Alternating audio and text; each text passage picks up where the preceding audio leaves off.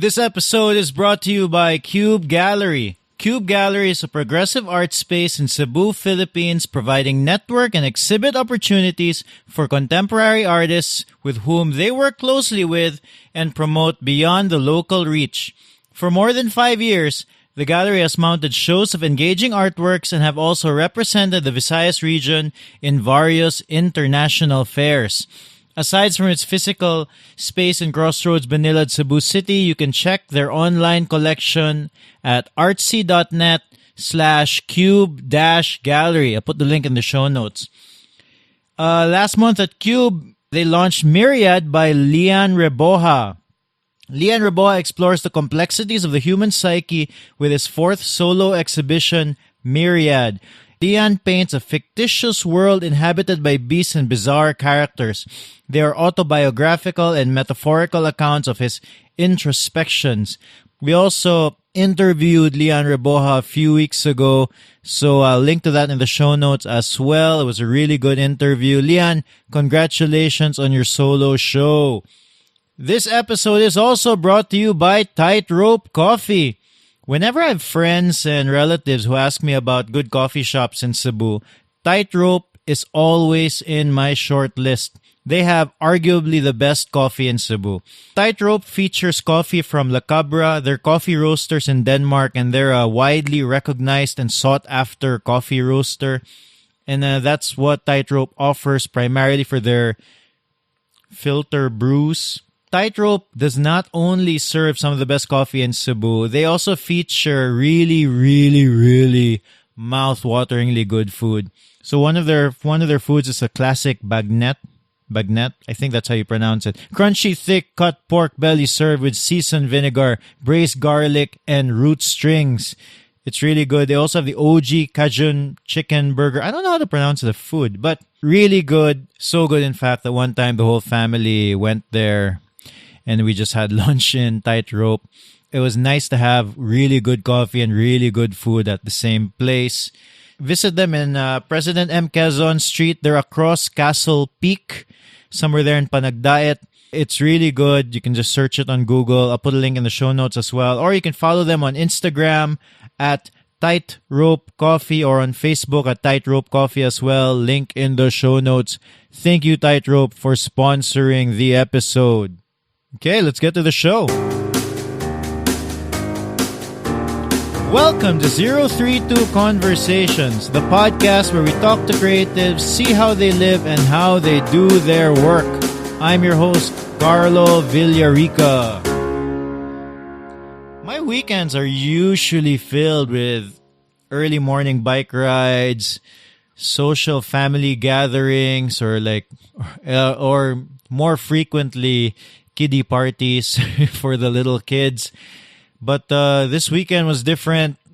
My son and I, we had an upset stomach, so we decided to take it easy over the weekend. In fact, we had a whole Saturday planned. It was going to end with a fun gig, but a rare gig visit for me. But yeah, we ended up just staying home and just resting. I mean, I'll be honest, it was good to stay home too. It's we don't get to do that very often and just literally not do anything. But it was hard to enjoy it with an upset stomach. So most of the time we were just sleeping. I don't know, man. Just take advantage of those weekends, you know? So this episode is going to be a bit different. But before I get to that episode, I'd like to point you to the direction of the Assembly Online. It's the 032's online shop. We've restocked Puso shirts and the Puso black cap. Those are like one of our best-selling merchandise of all time. So if you want to get them, they're online at the Assembly Online, assembly.032.com, or you can just go to 032.com and click on the shop link.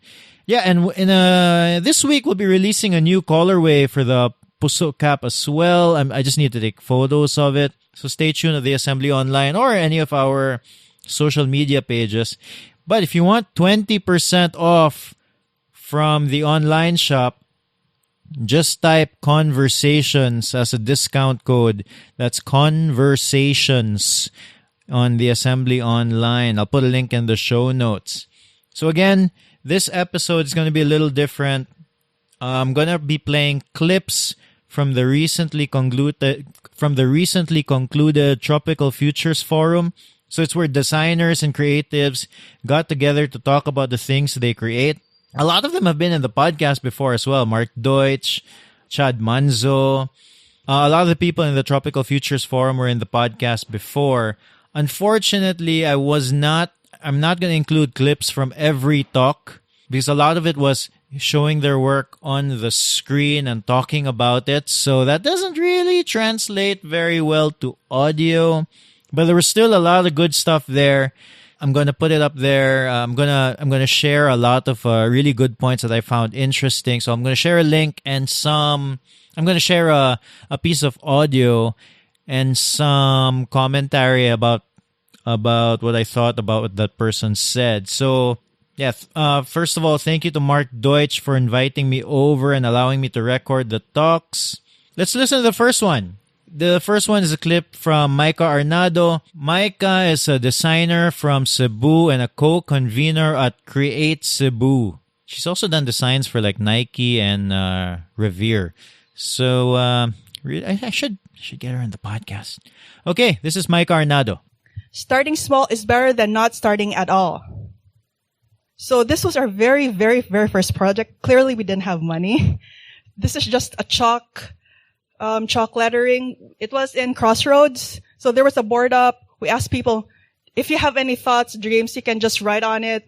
Because when you want something, you're working towards something. When you know some other people are also working towards it, you feel supported. You feel you're part of a community.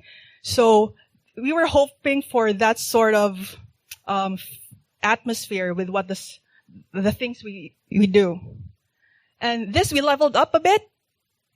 This is at Gabi sa Kabilin.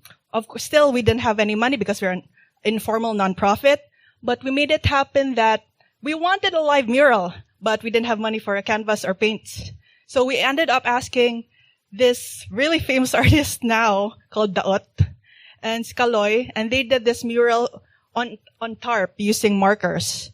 So we had kids who were visiting for Gabi sa Kabilin and those who were also living in the area. We had coloring stations, and then at a certain point, since we didn't have color for the mural, the kids started coloring the mural itself. So it became an interactive mural. So yay for us. So we finally leveled up. We got some support and we got some financial support. And this happened in 2017. This is called Sevolution. With the support of Cube Gallery, they curated a number of artists to do the murals, I think about 7 murals in Crossroads. We also got support for, of course, the scaffolding, the safety harnesses, the paint. Because as we know, I mean, you can ask someone to paint a wall, but you have to treat the artists with respect, right? I mean, you gotta pay them well. You gotta promote the event. You gotta make sure they're safe when they're doing it. You gotta make sure, they have the paint they need. So with that, we were able to expand. And that's the finished product there. And then there's another one here that's a bit dark. And then this is by Kidlat, the builder, who is having his show in Cube Gallery, by the way, so drop by. And then this is also by Daot. And the very last one, this was still by Daot. And we feel like we leveled up because from asking him to draw on tarp, we were able to provide him with an actual wall, paints, safety harnesses, and a proper launch event to launch all of the murals. So the idea here is that even if it feels humbling to have very few resources, not having money, not having any resources, it's a way, of course, you have a proof of concept, then you have experience on what needs to be done, how you can cut costs, how you can do it better the next time. So even if you feel like the project you're about to do is just too small, it's better than nothing. So it's always to get just that one step forward versus nothing at all.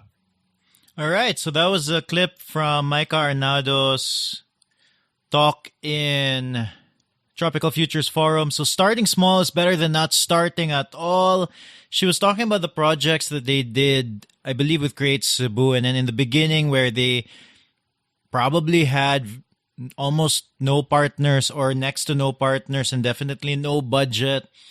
And they still pushed through. They still decided to do something. And as they continued on with their other projects, they slowly found like-minded and supportive partners and presumably budget along the way. So I can relate to starting small because sometimes, you talk to some people and they have grand ideas. They want to do these big things. And the reality is sometimes those things are hard to do. So what can you do that with the resources that you have, that you currently have, that can be a step in that direction? And like, for example, for me, this podcast is a reflection of that. We're still really small. When I started, we're still a one-person team, basically. When I started, it was just one microphone. And then later, we were able to upgrade our equipment. But we've continued to get really interesting and really good guests. I'm proud of the list of guests that we have in 032 Conversations. And along the way, we've found like-minded partners, like-minded individuals who've helped us continue what we do, who in some way have found the podcast important. That's really important. Oh, that's really important, really important. But it's really helpful. That has been really helpful for us. But there's no way we would have been able to do that, at least for me, if from episode 0, I was looking for people to partner up with in the beginning. These partnerships only showed up after, 40, 50 plus episodes. That's a year. That's like a full year. And the reality is, depending on how you look at it, it's either it took a long time or it took a really short time. But the important thing is, you start with that first step. In my case, episode 1, it reminds me, in fact, of this book called the Lean Startup. So they have the Lean Startup is this book about coming up with products or services and figuring out if you can get market fit, if it's something that is worth doing. So they have this concept called the MVP, the minimum viable product. The idea is to make the smallest version or the easiest version of that product so that you can see if people will want to use it, if people like it. Anyway, it's a really good book. Basically, it has echoes of starting small in it. Anyway, let's go to the next speaker. Next guest. Let's listen to the talk by the next speaker, Mark Deutsche. My daughter, of course, she lives with us and she makes picture books now. Like every day she makes picture books. And she's at that golden age in life where you're 7 years old and life is peach and everything is perfect and everything is pure, right? And what I mean by that is when she's happy, she's usually just really ecstatic. But when she's upset, oh my gosh, it's usually just a tantrum. And then one time, she was just crying for an hour. I said, "What's wrong?" And said, someone threw away one of my favorite picture books, something that you made, and she was really mad. And I said, just calm down, we can figure it out. And then she said, "No, Papa, what are you talking about? We can't figure it out." No, I mean, you made it, and you can just make it again. And she said, "No, but if I made it again, I don't remember all the steps. I don't remember all the drawings. I don't remember all the words. And if I made it again, it would look totally different." And little did she know that she figured something out that afternoon, right? My parenting strategy is I just wait for my kids to figure it out, and then I step in and say "Yeah, this is the lesson here, child." and so what my daughter taught me that afternoon was that, all right, the things that we make are important, right? But sometimes it's also nice to appreciate that most creative people have that urge to make things, right? To see something in the world that's worth drawing about, that's worth making a picture of, as a way of seeing things, right? So one of my favorite podcasts, and a lot of you guys' favorite podcasts too, I know, is 99% Invisible. So basically, it's a design podcast where it talks about all of the different objects that are made in the world, wherein 99% of the story will be unappreciated. Like, people will never know how you got to that point, right? People will never understand all the struggles you did to get to that point. Like, they don't know all the money you borrowed so that the product could go out and all of these things. And most people, the things that we encounter in life, we just have the 1%. And even the 1% that we encounter, sometimes that's good enough to inspire us, to motivate us. But I believe that, like, as creative people, we'll die being mostly underappreciated because they don't see everything that goes through it, right? So that was a clip from Mark Deutsche's talk. He in his talk, he also shared about his trip to Bali, which was featured in our podcast with Mark Deutsch. And that's still one of my favorite stories that I got from the podcast. But I wanted to share this part of his talk in particular because, number one, I'm a parent. So I'm not sure how many of you, the listeners, are parents, but I like listening to stories about parents and their kids because it's just a way for me to get free parenting advice, basically, and not like condescending parenting advice like, oh yeah, I'm 10 years in, like, you don't even know yet what to expect. Like, Mark is one of the people who has so much insight into really small things. So that story with his daughter was something interesting for me personally, and I like the idea that, yes, most creative people do have the urge to make things, even though they may not get the recognition from it. And you know what? That's okay. This podcast is a way for me to at least shine the limelight, share the spotlight. That's a weird thing to say, but anyway, just to share their stories on how they create stuff. So yeah, I'm just hoping that we get to share those stories from other creative people as well. Okay, so the next clip is from Dan Matutina. Dan Matutina is a designer and illustrator from Manila. He's a really well-known designer, and he had a really interesting talk. Let's listen to it. The bulk of my work, bulk of my presentation will be about this. So after doing design for quite some time, and illustration, working with different people, I realized that it was always about collaborating with different studios, designers, and brands. So I always have this like a 5-year itch where I become anxious. So I was thinking, what's next? And we were trying to experiment on scale and collaboration. And it was also interesting that I've been friends. I've met with other studios also before that had the same itch. And the question is it possible to scale modularly? We don't want to scale by hiring a lot of people. It's my fear, actually, to hire more than maybe 3 or 4 people. I've always wanted the studio to be small. But the challenge is, how do we work on projects, like bigger projects, if we're small? So that's what we're trying to, I guess, answer. So our answer, I don't know if this is the correct answer, but for now, and our answer was Hydra. So we started a design group. The idea is maybe more heads are better than one. And so this is us. I'm the only one with the blue shirt. Everyone looks like a designer except for me, wearing colorful stuff. So there's 4 studios and 4 heads. So there's Acid House. They do motion, broadcast, and animation. Ink Surge, one of the OGs of graphic design. They do branding, graphic design, web. KM, they do interior design, and we do graphic design, branding, a lot of other things. So we called it Hydra Design Group because, a lot of heads. Monster, maybe. But doesn't fit my personality, but I guess fits the personality of the studio. And the idea behind it is maybe like there's a fierce collaboration and the possibility of chaos in the studio. And I think it's been true for the past 3 years. Each of our ideas are very different from each other, but we make it work. And I think it brings out the best from each one of us. This is our studio. We moved in 3 years ago.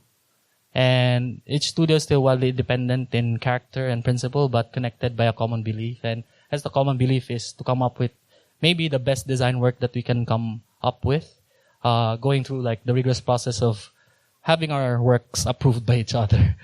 which is harder than having it approved by the client. So retaining perspectives, personalities, and culture of each studio is important. So each of the studio, we have our own space in the Hydra office, and we keep our own personalities per studio. So one of the first project that we worked on was actually part of the studio, which is our sort of lobby. It's a donut place called Poison. Arte-arte lang. Si Hydra, Poison, yung mga designers wants to be cool. This is me trying to look cool, but I'm not really cool. I try my best, so they just copy the Lido. So we try to leverage all the things, the talent in the studio. So in one of our walls, we have like a moving wallpaper animated by Acid House. KM designed the space. We did the branding, and graphic design at Ink Surge. So we don't really operate the whole space because we have a partner and a client who runs a food group. So we do most of like the direction, what food we serve.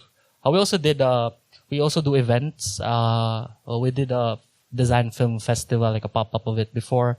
We did a talk on publishing. So that's the aesthetic that we're going for. Joe actually made all of this. And we also have donuts. Okay naman yung donuts. I mean, yeah, maybe good. I'll just share one project that we did for Hydra, but I just wanted to share, so to keep within the time of what we tried to do. So we tried different ways of working with each other. Because for all the 4 studios, we're still independent. We work on projects independently from each other. So sometimes we work on competing projects, but that's okay. So one of the things that we tried was this, heads versus heads. So there's a brief and then we pitch against each other. So nakita mo, hindi ko alam sino nanalo dyan, but kunwari, from all the 4 studios who comes up with the best work, presents it to the client. So yung client, si Hercules. Craig did the illustration for this. And sometimes when everyone's busy, there's only one guy or only one head trying to face the client, and that's okay. I guess that's what we wanted to achieve. Like, we can work independently, but when there are projects that Hydra needs to work on, one studio can take care of it. And what we've done for a couple of times is also like, all heads on deck. So kind of like maybe leverage the whole power of Hydra. So at least yung client matakot sa amin. Sometimes it happens, but most of the time it doesn't. But this is what we're trying to work on. And I guess the beauty of being in a collective is that we bring the best out of each other, and we try different processes and methods on how to come up with design work. And one of the things that we tried recently is to group for one group to be to have members from each design studio. Okay, that was a clip from Dan Matutina, and he touches on something I've thought about. How do you scale?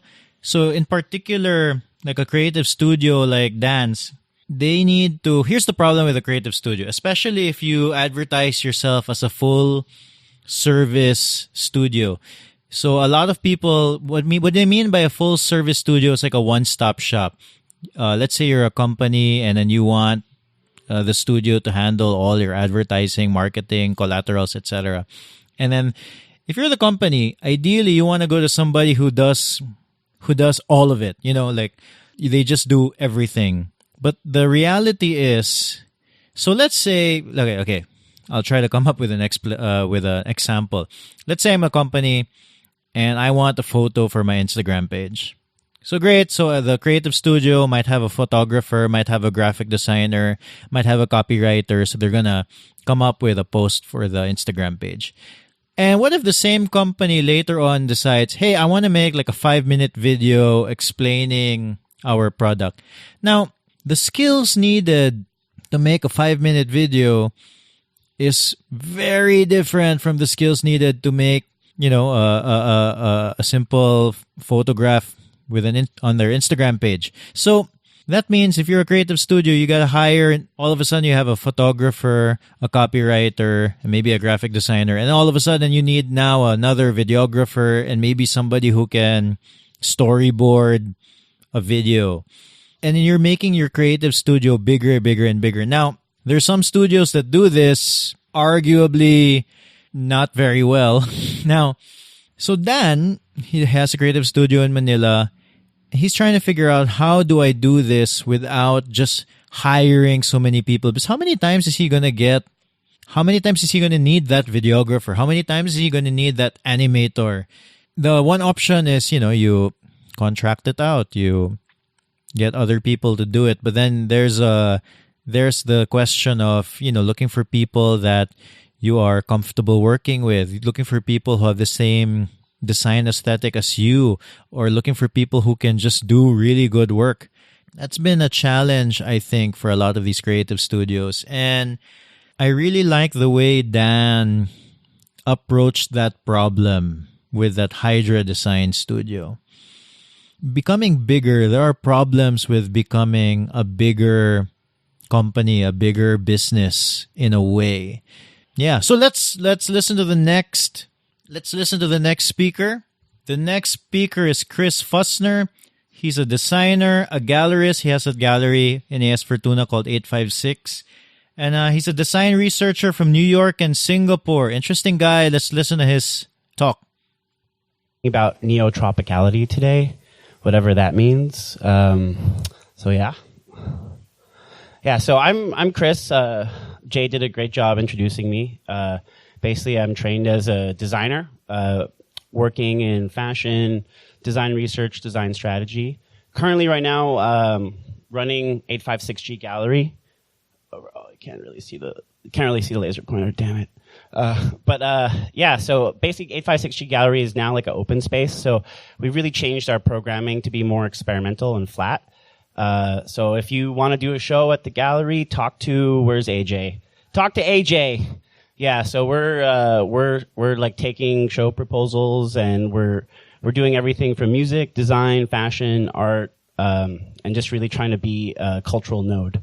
I'm also the co-founder of Tropical Futures Institute. We're an informal institute, and we do everything from loud parties, talks. We make merchandise. We have a residency. We do like art production. It's basically just across the board. And we also support research related to the tropics. And then that's me. I also like music. I like DJing. So like neotropicality, right? What is that? So a lot of my earlier work had to do with design speculation. So basically just making science fiction and design come together. So in that space, there's a lot of different types of futures. Over there we have Sino-futurism. We're part of that. It's like Chinese and East Asian futurism. Over there, that's Sun Ra, so Afro-futurism. And at the bottom, you'll notice some very pop sci-fi, Star Wars and Blade Runner.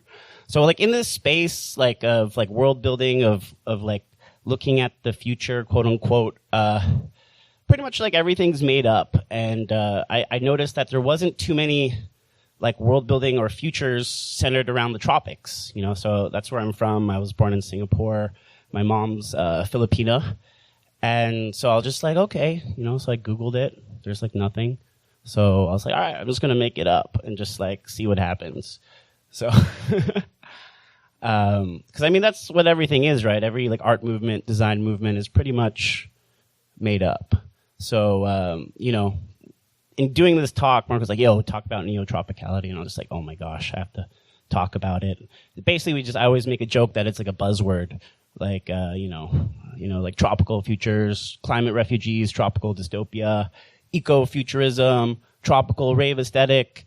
It's basically all buzzwords, but there's a huge significance in buzzwords because those are things that allow you to classify, document, sort of file your work in a certain space. It gives power to that work in terms of intervening and creating sort of a framework that we can work around, or something that we can use to we can use the buzzword to explore new areas, or it gives us space to do things that are maybe more risky or experimental. So the future is tropical for sure. So it's at that moment when you're sort of creating this buzzword. I'm sure all of you know, like in being a creative, a designer, or artist, it's a deliberate intervention into someone's reality, right? So, with neotropicality, what are you guys thinking? You guys are thinking like palm trees, maybe spaceships with beaches or whatever. But the main intention is really to intervene in your present reality, right? So, like, by doing that, like, I'm able to insert different images, ideas, concepts, or frameworks that are related to neotropicality or tropical futures, right? Because it never existed, right? It's just all made up. So all the imagery, ideas, concepts can be fabricated and inserted into the buzzword of neotropicality. So that last clip was Chris Fussner. He's talking about something totally out of my wheelhouse. Basically world building. In my head, that's what it was. It was like, how do you design this world? Like if you were designing a totally new world. So that's what it was with neotropicality. And his, you should check out, I'm going to link to it in the show notes, the Tropical Futures Institute. So you can get an idea of what the aesthetic is. This was interesting to me because it's not something I thought a lot about. It's not something I think a lot about at all because how many times do we get the opportunity to create a world in a way? But, when I was growing up, I was a fan of Warcraft. And in my head, there was, so I don't know if you know what Warcraft is. It's this, there was a movie called Warcraft. There's a lot of video games called Warcraft. A lot of, I think it's popularly currently known as Dota. And I think there's another game centered around Warcraft. But anyway, Warcraft. I was a fan of Warcraft. And in my head, the whole Warcraft world has a certain aesthetic, a certain quote-unquote design.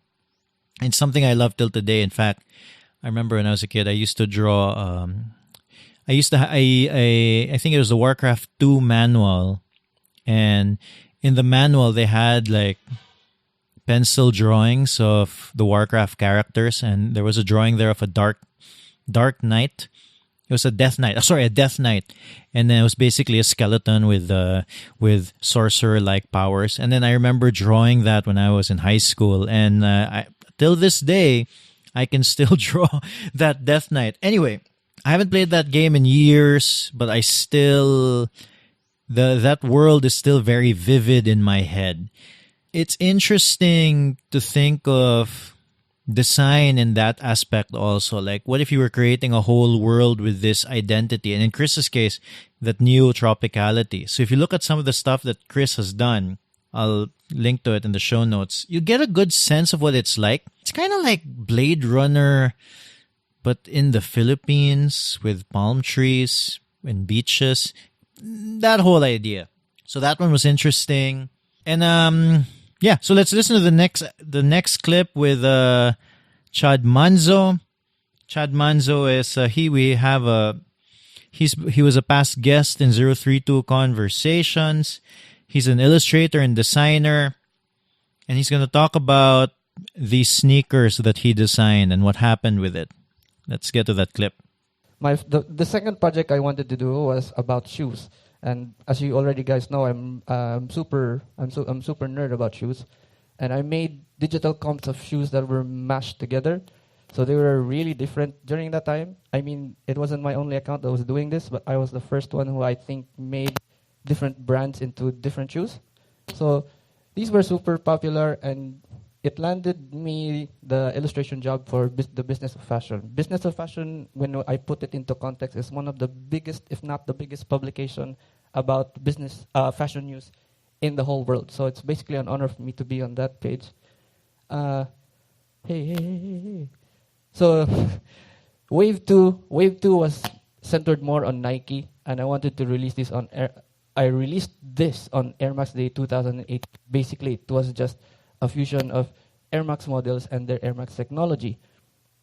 So these were so popular as well. We basically got into Hypebeast, all those streetwear blogs and shit. Please remember this one, the one on the right. Hey. And it eventually landed me a cover in Sneaker Freaker magazine. That's the cover that's made by me. And if you must know, Sneaker Freaker is like the Bible of sneakers in the whole world. So that's basically me on that Bible. So I'm Jesus in sneakers. Just kidding. And it got to a point when I made that comp, that was like 2 weeks ago, Nike released their older model, which was based off that shoe. And I don't know if I'm part of it or whatever, but they released almost the same shoe I did. It's crazy. And I got the attention of the Chinese factories. They were making bootlegs of my shoe, dude. It's on Shopee. You can buy them for like 6,240. And if that's not bad enough, I made this image as a companion image for the Sneaker Freaker article online. A few weeks after I posted this and Sneaker Freaker posted this.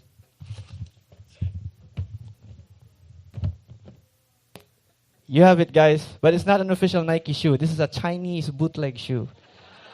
This is not real.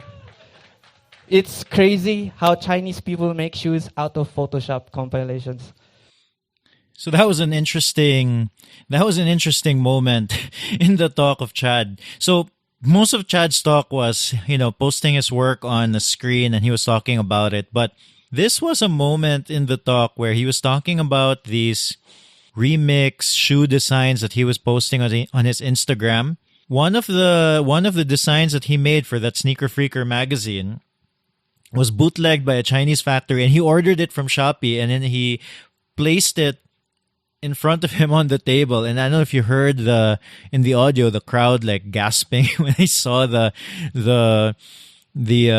shoes. And it was really fun because it was like he was just making it for fun, and then this Chinese factory made the shoe.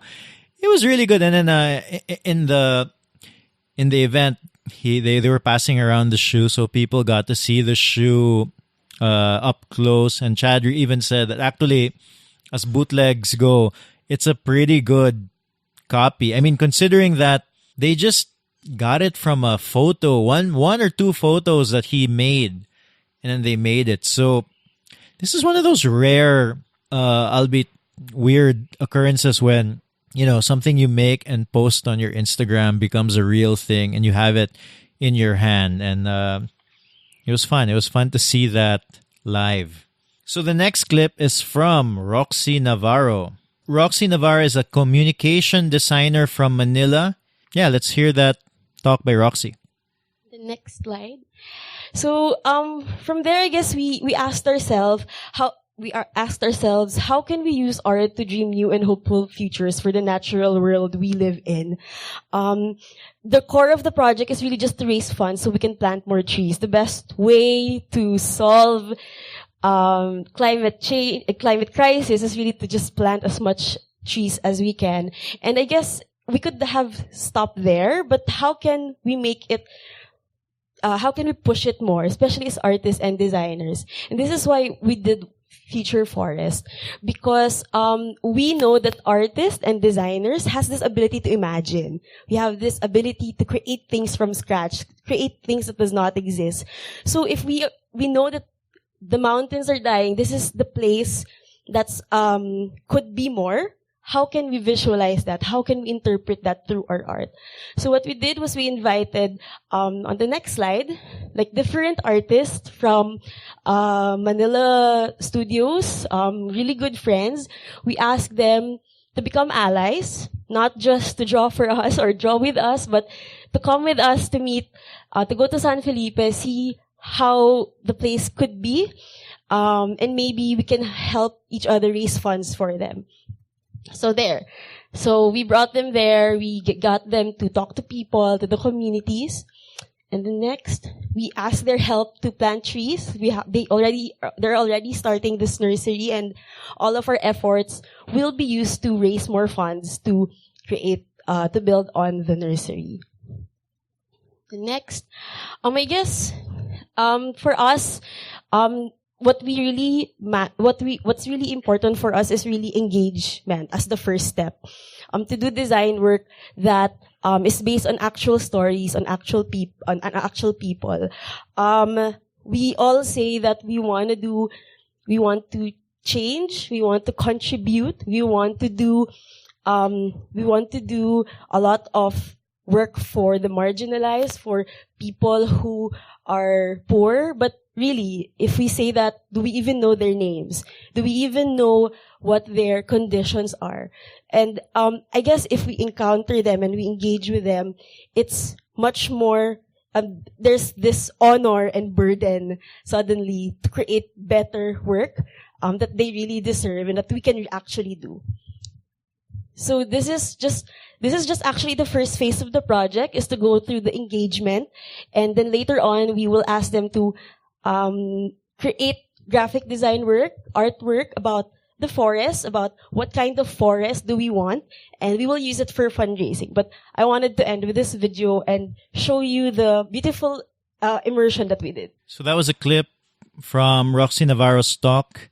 Going back to that theme of, like in Chad's case, he drew something on his Instagram and then somebody made it a reality, although it was a fake, not an authentic Nike shoe, but still he saw it, he was able to hold it in his hands.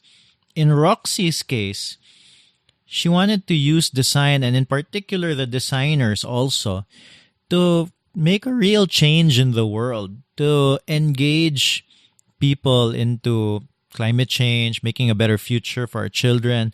It reminded me, because I'm guilty of just sitting down in my room, staring at my screen, and I'm guilty of staying in front of my computer screen and not really engaging the world sometimes. It's just easier to do. And it reminded me of the importance of really going out there and seeing people. I've pushed back a lot on hosting an event with for like under 032 conversations, mostly because I think it's going to be so much work. But after the Tropical Futures Forum, after that whole Cebu Design Week, and you can see that it really makes a difference being there in the flesh and hearing from people, seeing people. I don't know. It's something I'm going to have to rethink, especially after hearing Roxy Navarro's talk about making a difference and how you really have to be there. So this last talk is by Hannah Florendo. I'm hoping to have her in the podcast soon. We'll see how that goes. Yeah, so this last talk is from Hannah Florendo. She's a good friend. In fact, my kid, and I hope my second kid as well, will be going to an artistic class. She runs this art studio above Mr. Griddle. Shout out, you guys. She's an artist, designer, and educator from Cebu. Let's listen to her talk. I'm gonna share with you like some of the biggest influences I have and what I've learned teaching kids and adults art. So one of my biggest inspirations is Ken Robinson. So I'm not sure if you're familiar with him, but if you're not, this guy he works with governments, education systems, international agencies, a lot of orgs around the world. And what he does is he helps people unlock creativity. So Time, Fortune, and CNN has named him one of the principal voices and was acclaimed by Fast Company magazine's World's Elite Thinkers on Creativity and Innovation. He's actually a knight. He was knighted in 2003. So he's actually Sir Ken Robinson. So I came across his TED Talk called Do Schools Kill Creativity a few years ago. And I was really blown away by what he had to say about schools and our education systems today. So he argues that educational systems were basically created for the Industrial Revolution. So before that, there was no such thing as public education. At that time, the world was like booming. There were buildings being built, railway stations, people needed jobs. So schools were created and they needed workers for the workforce. So if you notice, schools were pretty much made in the image and the mentality of industrialization. And schools haven't changed much since then. The schools that our kids are going to today are actually are really similar to that model still. So listening to him talk about how schools are kind of reminded me of my experience when I was in school. Like, if you're from Cebu and you went to a traditional conservative school like me, you were kind of expected to be the same way as everybody else. So it was all about conforming. So after reading about his work, it became apparent to me how important creativity should be. So he defines creativity as having an original idea that has value. And creative people have the capacity to think of multiple answers to one question. So this is actually an actual thing. It's called divergent thinking.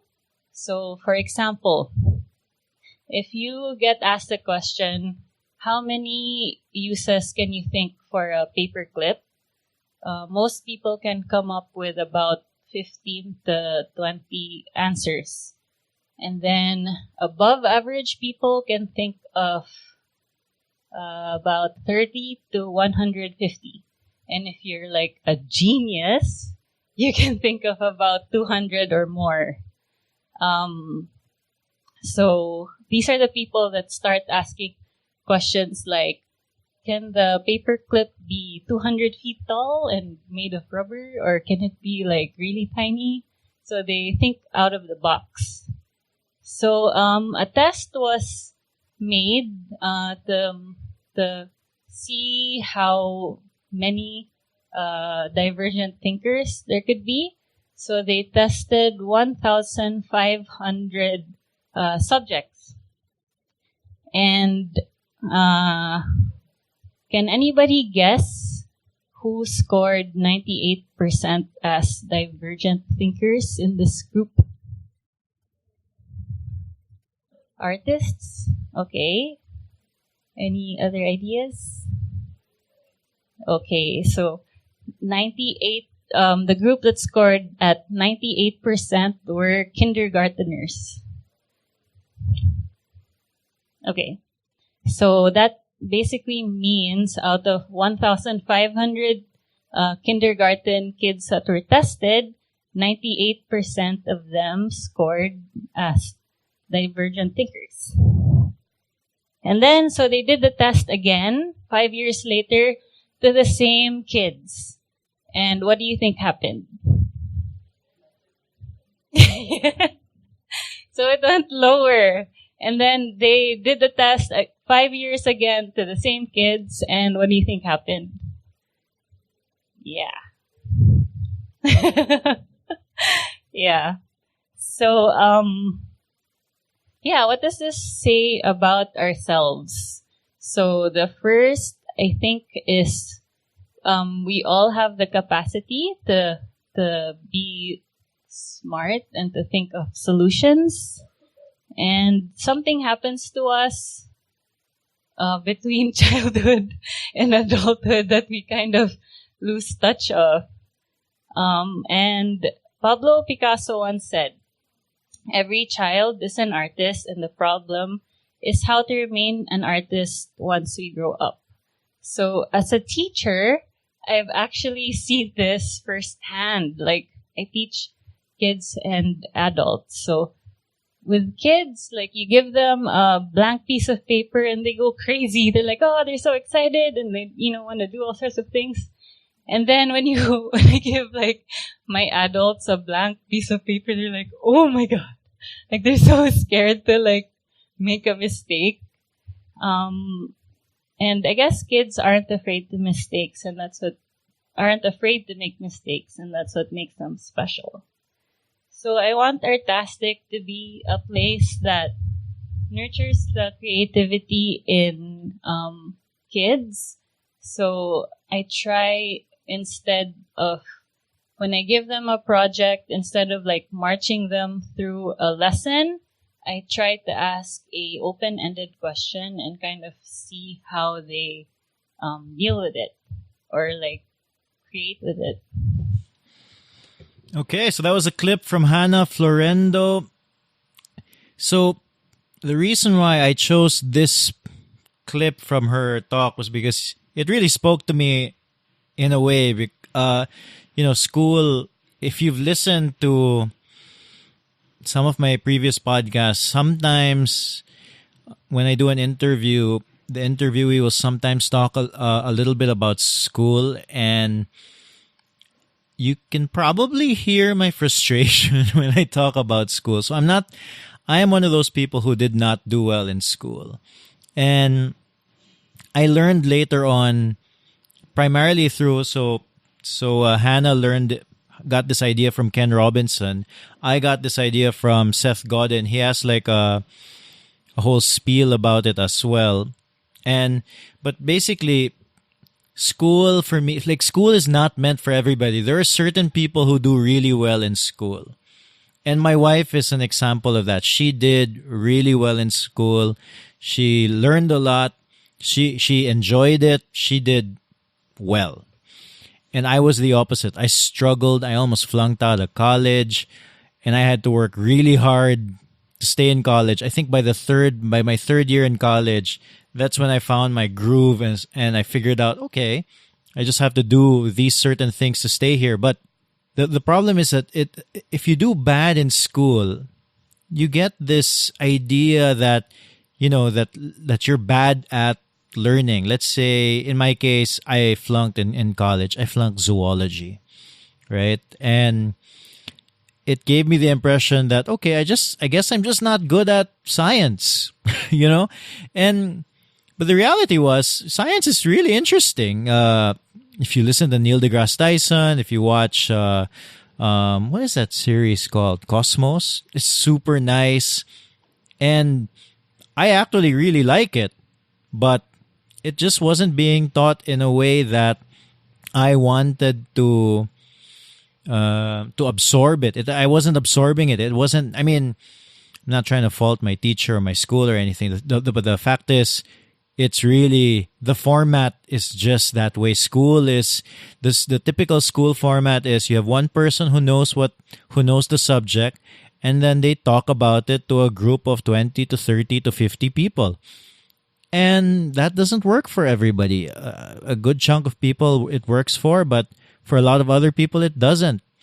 School, it's not for everybody. I'm kind of interested in what it's going to look like in the future, actually. Like, what is school still going to be relevant 20 years from now? Probably. But I don't know if it's going to have the same weight as it does now, where you expect everybody to go to college, that sort of thing.